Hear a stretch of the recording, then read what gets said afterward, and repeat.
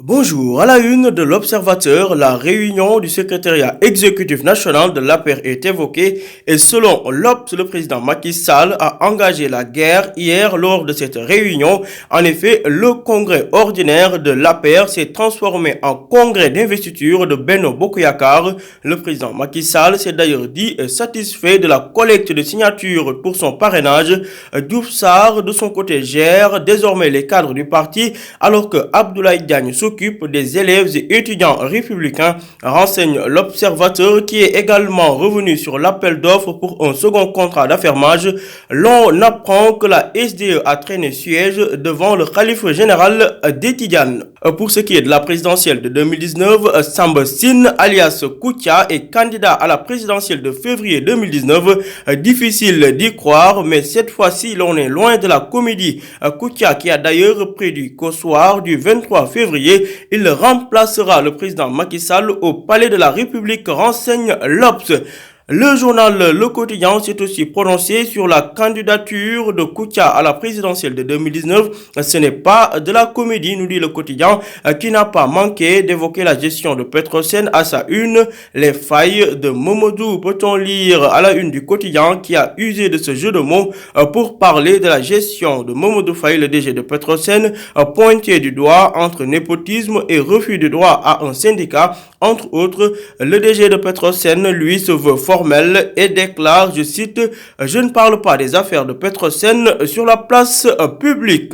À la page 12 du quotidien, Malick Gakou du Grand Parti déclare être le vrai candidat de l'antisystème concernant la campagne agricole 2018-2019. Une belle moisson est attendue selon le quotidien. Vox Populi va plus loin et révèle que le Sénégal a produit 2 732 109 tonnes de céréales en 2018, soit 9% de hausse par rapport à 2017 et 47% de plus comparé aux 5 dernières années. Au niveau de la récolte de riz, on note un record estimé à 1 132 795 tonnes, nous dit Vox Populi, qui est également revenu sur le coup de gueule de Aly Ngouille Ndiaye, le ministre de l'Intérieur, qui s'est défoulé sur le maire de Tivaouane à propos de l'absence de bouche d'incendie dans la ville sainte. Toujours à la une de Vox Populi, l'opposition sénégalaise a fait de la sécurisation du scrutin présidentiel son nouveau cheval de bataille. Malick Gakou du Grand Parti de dire à ce propos que le président Macky Sall veut faire le forcing au premier tour.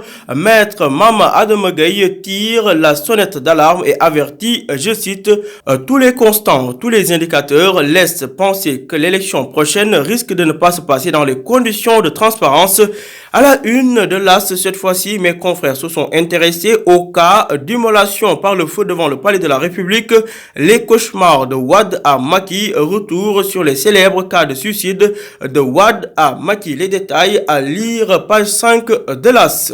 Pour ce qui est de l'ouverture du 8e Salon international des mines, le président Macky Sall se dit favorable pour une raffinerie de l'or au Sénégal. Affaire de fraude sur l'assurance maladie, la NCA fait tomber 3 employés de l'ENA, nous dit l'As, qui révèle également que l'opposition sénégalaise prépare une marche dans la capitale française. À la une du journal Les Échos, l'ex-ambassadrice des États-Unis au Sénégal fait des confessions inédites. Harriet Elam Thomas déclare, je cite, j'ai donné des cours d'anglais à Léopold Sédar Senghor. Elle est également revenue sur le jour où le président Abdoulaye Wade l'a appelé au téléphone. Parlons cette fois-ci de la redistribution des cartes et du rééquilibrage des pouvoirs et récompenses.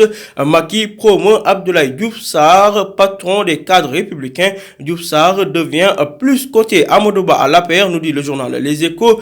15 000 délégués sont attendus au congrès du 1er décembre. Macky Sall satisfait de la collecte de parrainage. Pour ce qui est cette fois-ci du procès de Cheikh Tidiane Gadio, avec plus de 3300 mails à consulter, le procès de Cheikh Tidiane Gadio renvoyé au 26 novembre prochain, renseigne le journal Les Échos. À la une de Libération, affaire des comptes planqués à la HBC, les Suisses Leaks des barons libanais de Dakar dévoilé ces nouveaux noms qui émergent des fichiers Falciani, documents exclusifs à lire, page 5 du journal Libération.